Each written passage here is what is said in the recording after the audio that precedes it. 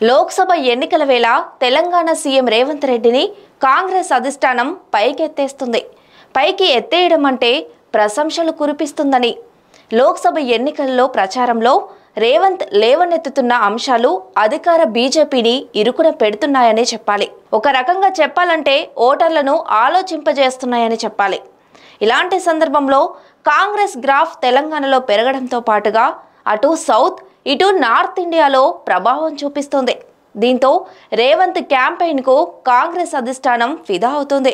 రేవంత్ రెడ్డి ఎన్నికల ప్రచారంలో మాట్లాడుతున్న కొన్ని మాటలు ఇప్పుడు దేశవ్యాప్తంగా సంచలనమవుతున్న వాటిని హైలైట్ చేస్తున్నారు. దీంతో ఇవి అధికార బీజేపీకి ఇబ్బందిగా మారుతున్నాయి. అలాంటి వాటిలో రిజర్వేషన్ల రద్దు అంశం ఒకటి. బీజేపీ మళ్ళీ అధికారంలోకి వస్తే రిజర్వేషన్లు రద్దు అవుతాయన్న అంశాన్ని సీఎం రేవంత్ రెడ్డి బలంగా ప్రజల్లోకి తీసుకెళ్తున్నారు. ఇందుకు తగ్గ ఆధారాలను కూడా చూపిస్తున్నారు. బీజేపీ మాతృ సంస్థ ఆర్ఎస్ఎస్ 100 ఏళ్ల ఎజెండా రిజర్వేషన్ల రద్దు అని ప్రచారం చేస్తున్నారు. రిజర్వేషన్లను బీజేపీ రద్దు చేస్తుండడానికి మరో కారణం కూడా ఇప్పుడు హైలైట్ అవుతుంది. ఇందులో బీజేపీ నినాదమే రేవంత్కు ఆయుధంగా మారిందని చెప్పడంలో ఏమాత్రం సందేహం లేదు.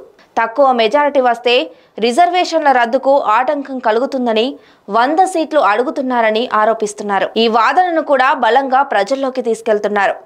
ఇక రేవంత్ చేస్తున్న రిజర్వేషన్ల రద్దు ప్రచారంపై బీజేపీ అలర్ట్ అయ్యింది. రేవంత్ ఆరోపణలు తిప్పికొట్టడంతో పాటు ఆ పార్టీ నేతలు వివరణ ఇవ్వాల్సిన పరిస్థితి ఏర్పడుతోంది. మరోవైపు సీఎం రేవంత్ కామెంట్స్పై జాతీయ స్థాయిలో పెద్ద ఎత్తునే చర్చ జరుగుతుందని చెప్పాలి. సౌత్ ఇండియాతో పాటు నార్త్ ఇండియాలోనూ సీఎం వ్యాఖ్యలకు ఇంపార్టెన్స్ ఇస్తున్నారు. ఇది కాంగ్రెస్కు ఎన్నికల్లో మేలు చేస్తుందని అధిష్టానం గట్టిగా భావిస్తోంది. ఈ క్రమంలోనే రేవంత్ను ఏఐసీసీ అగ్రనేతలు ప్రశంసించినట్లుగా సమాచారం. బీజేపీ వైఖరిని మరింత ఎండగట్టాలని పార్టీ నుంచి సహకారం ఉంటుందని అధిష్టానం కూడా భరోసా ఇచ్చినట్లు తెలుస్తోంది.